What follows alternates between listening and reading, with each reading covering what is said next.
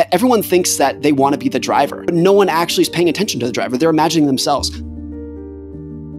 LA에 사는 성공한 한 남성이 있습니다. 와이파이 공유기의 핵심 부품을 개발해서 말 그대로 떼돈을 벌었죠.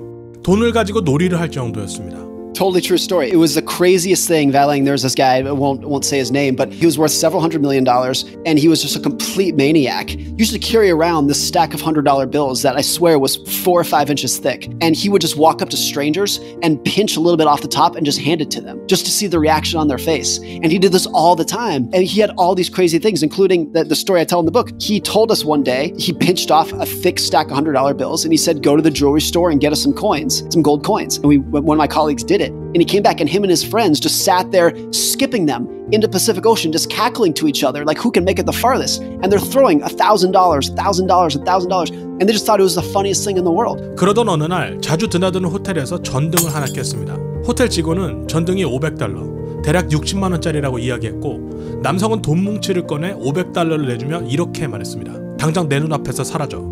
그리고 그깟 $500 전등 때문에 기분 나쁘게 하지 마. Years later, I found out that this guy went broke. He went bankrupt. 도대체 무엇이 문제였을까요? 이 남성과 경제 위기를 겪은 사람들의 공통점은 어떤 원인 때문에 경제적 어려움이 생겼는지 정확하게 설명하지 못하고 어떻게 준비해야 했는지 모른다는 점입니다. 돈의 심리학, 시작하겠습니다. 책에서 저자는 물리학의 영역에서는 논란의 여지가 없다고 말합니다. 왜냐면 자연 법칙에 의해 현상들이 일어나기 때문이죠. 그래서 많은 사람들이 돈에 관해 접근하는 방식이 물리적이라고 합니다. 여기서 돈에 대해 물리적 접근이란 이렇게 하면 돈을 번다, 저렇게 하면 돈을 잃는다 하는 돈의 규칙과 법칙을 말합니다. 와이파이 공유기 부품으로 돈을 번 남성의 경우도 마찬가지입니다. 부품을 개발하고 특허를 받아 공유기가 판매될 때마다 돈을 버는 구조였습니다. 이 남성은 돈을 버는 방법에서는 잘못된 부분이 없습니다. 하지만 저자는 경제 분야란 모든 것이 눈에 보이지 않고 손에 잡히지 않는 심리의 문제라고 말합니다. 빚더미에 허우적될 때 이자율을 공부해야 하는 것이 아니라 인간의 욕심, 불안과 같은 인간 심리에 대한 사례들을 배워야 한다는 말입니다. 프랑스 철학자 볼테어는 이렇게 이야기했습니다. 역사가 반복되는 것이 결코 아니다. 사람이 반복하는 것이다. 책에서 말하는 돈과 관련된 인간의 심리입니다. 첫 번째, 끝이 없다. 자본주의는 구조적으로만 보면 모두가 부자가 될 수 있는 훌륭한 시스템입니다. 하지만 심리적으로 보면 부러움이 생기는 구조입니다.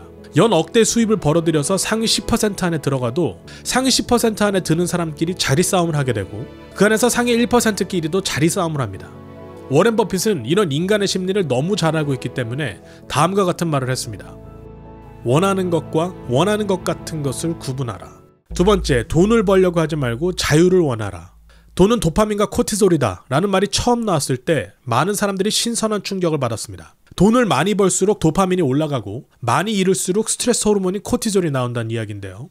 돈만 쫓는 사람들은 도파민만 원하는 도파민 중독자가 될 가능성이 높아집니다. 이 오류를 벗어나기 위해 워렌 버핏의 공동 창업자인 찰리 먼거의 말을 기억하십시오. I did not intend to get rich. I wanted to get independent. 세 번째, 망상을 버려라. 쇼핑몰에 가면 특별히 의기양양한 사람들이 있습니다. 비싼 물건이 담긴 쇼핑백 때문인데요. 내가 이걸 하면 사람들은 나를 우러러보겠지? 다른 사람을 과도하게 의식하면 필요하지도 않은 것들이 필요하게 됩니다.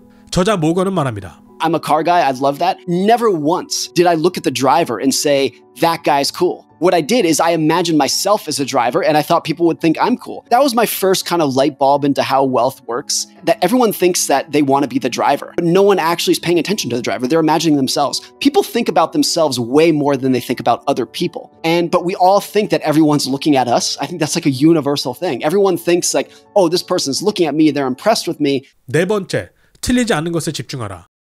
돈은 한 번 잃으면 돌이킬 방법이 없습니다. 그래서 어떻게 하면 자산을 늘릴까만큼 어떻게 하면 실수를 최대한 줄일까에 대한 고민도 해야 합니다. 실수를 막기 위해서는 내가 옳다고 믿는 생각에 스스로 강하게 반대해봐야 합니다. One other example is from Thomas Malthus, who of course wrote this essay many years ago, humans are all going to starve to death eventually. Famine is the future because population growth is growing faster than we can generate new food. And his calculations were accurate, but what he didn't take into consideration is that we would become better at growing food and more effective, more efficient at growing food. So there's a long history of that, of the calculations can make sense, but you underestimate people's ability to adapt and to come up with new ways, new technologies to create more.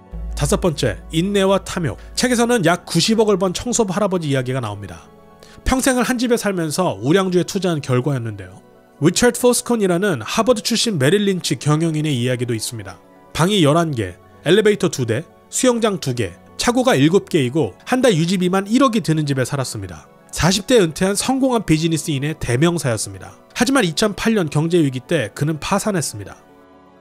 Would Mr. Reed, would he have considered his life better lived had he taken some of that money and used it to enjoy himself or do something while he was still above ground? Yeah, this is probably one regret that I have from the book is that I kind of framed it like Ronald Reed was my idol. I didn't mean to make that point at all, because someone who lives a very impoverished life and is mopping the floors at a gas station and then dies with millions of dollars, I don't aspire to that. That's not the life that I want to live. To me, the whole point was the skills that you need to generate wealth are not the Ivy League education and becoming a partner at Goldman Sachs. This janitor was able to do it. I want to live a good life and buy the things that I want and have a nice house and a nice car and treat my kids well and go on good vacations and travel.